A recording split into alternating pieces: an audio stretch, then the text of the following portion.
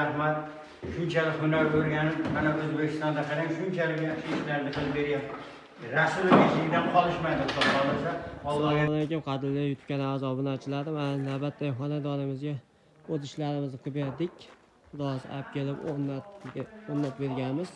Xudo xolasa chiroyli qilib arzon qilib berishga harakat qilamiz. Kanalimizga obuna bo'lib, like bosib, ishdan chiqmasin.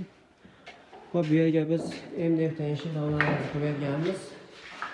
Akalarga qarab, hayting fasondagi bu yerga biz 6 teshik 3 dona ravon qilib berganmiz. Bularimiz kvadratini 800 so'mdan olib kelib o'rndan chiqarib bilan qilib berdik. Xudo xolasa. Kimga shunaqa ishlarlar kerak bo'lsa, bemalol murojaat qilasizlar. Telefon raqamimizni yozib qoldiramiz. Xudo xolasa. Xudo xolasa egasini roziligida topshirib oldik. Xudo xolasa.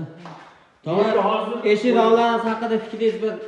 Endi avvalo assalomu alaykum hurmatli mijozlar, hurmatli fuqarolar, hamqishloqlar, hamyurtlar. Mana bolalarga rahmat.